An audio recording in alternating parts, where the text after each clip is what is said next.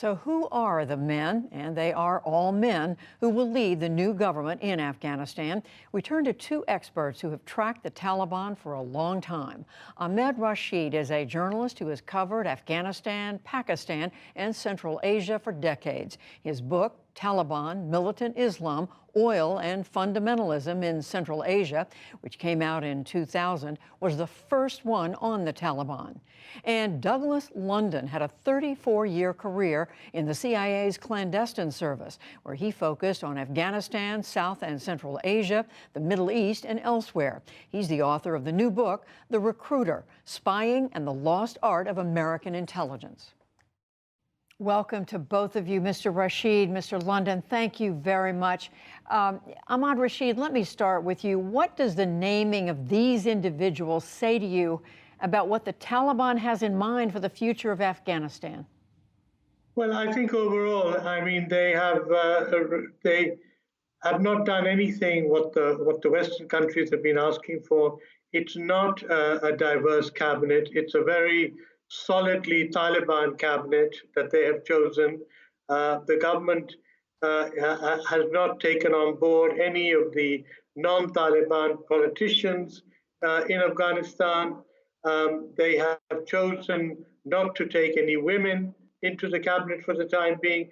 Now, this is a caretaker government that they've set up today, and they've said that there will be additions and changes, and presumably there will be a full-time government at some stage.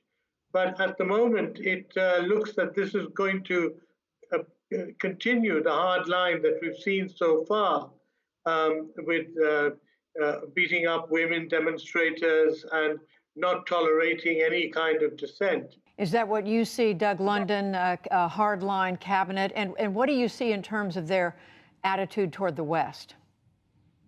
I think it reminds us that we're best judging the Taliban by what they do and not what they say. The majority of this cabinet trace their roots back to being close to Mullah Omar, starting out the Taliban in the 90s. It's certainly the case of the named Prime Minister, Mohammed Hassan Akhund, who was in fact head of their Shura. So that is some continuity, the Shura being their decision-making body that was operating in Pakistan. I think taking a look at the names, they've given a little more room for the Haqqanis to have some good portfolios for themselves, including the Interior Minister now being a wanted felon with a $10 million reward for his capture, and Sirajuddin Haqqani. I think it's interesting that the Taliban 5, those individuals that the United States traded who were in Guantanamo prison for PFC Bergdahl, all received good jobs, but not necessarily the top jobs in the cabinet. And I think it's interesting that I see the number 2 intelligence official is an individual named Tajmir Jawad, who was an explosive specialist that the CIA helped to get detained in Pakistan, but the Pakistanis released due to his poor health, and apparently he has suddenly made quite a recovery. And Mr. Rashid, you mentioned, of course, no women in this lineup of leadership. What does that say to you? Do you see anything here that tells you there may be some give? Because they have been saying they want women to have a role in society. They have been saying that, and but women have been out in the streets in Kabul, in Herat, and other places, demanding their rights and demanding. The slogan today was freedom, and it seems that the women are literally leading the young male students and men also to show dissent against the Taliban. So, and the Taliban admit that they don't have people trained in crowd control. They don't know what to do when masses of people come into the street. And so what we've seen, of course, is that there have been beating up people quite frequently, as they were doing outside the airport when people were trying to leave Kabul. What about what should we expect in terms of whether they are, what their attitude is going to be toward Al-Qaeda, toward ISIS? We're told they're enemies, but what should we expect? Well, I think it's interesting if you look at the statement that was released today under the name of Habibullah Akhundzada, who is the emir of the Taliban, who's now been the self-proclaimed supreme leader, much like perhaps the system in Iran. The individuals that are in the cabinet are those who have historically good and positive relations with Al Qaeda. And there's even language in that statement that thanks all the Muslims and Mujahideen. I believe that was really intended as a chapeau to the various organizations that the United States and the West considers terrorist groups, namely Al Qaeda and many of its other partner groups, but are considered part of what brought the Taliban victory. So I think it's a suggestion that they're not really planning to cut their ties. It's coming across as a group of individuals certainly to be feared. Ahmed Rashid, and finally to both of you, the naming of this as a caretaker government, suggesting it's temporary. How do you read that? Well, they don't seem to be having, at the moment at least, any kind of political plan for the future. They've already said we don't believe in elections, so that's out. But how are they going to put in place a permanent government without giving the public some kind of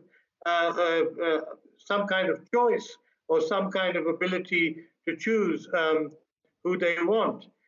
They won't allow political parties because that's against Islam, according to them.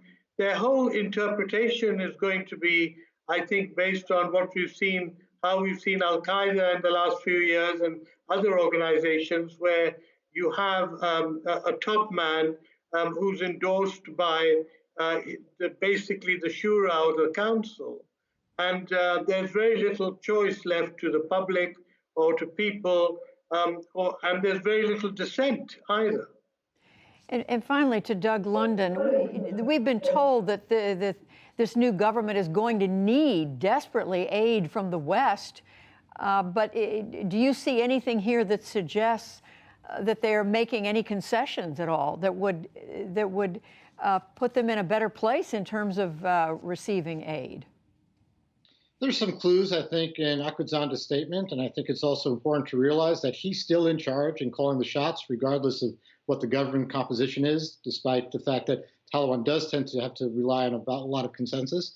There's language about self-reliance. There's language about Afghans not leaving because they need them. There's suggestions to me that this leadership, as I would expect, is loath to integrate globally with the West and thus make itself vulnerable to sanctions and vulnerable to information that they can't control. I don't see much to hope for a Taliban that, though there are some early indications and language from the White House has professed this is a Taliban 2.0, that they want more than subsistence to keep the people under control and keep them content. There was language about respecting human rights, nothing about women, if you notice, respecting minorities, yet their 33 cabinet members include 3 ethnic minorities, 2 Tajiks and 1 Uzbek, who all go back to the 90s, except for Fazedini, the army chief. So I think reading them and for their actions better than their words will be more helpful for us informing our decisions on what we could expect and what actually limited leverage we will have over the Taliban if we think that their interest in economic aid, technical development is what they seek. That does not seem to be in their plans, at least by virtue of their cabinet and the language of the statement put out by their emir. Well, we're all certainly watching it very closely, and we thank the two of you, Doug London, Ahmed Rashid. We appreciate it. Thank you so much. Thank you.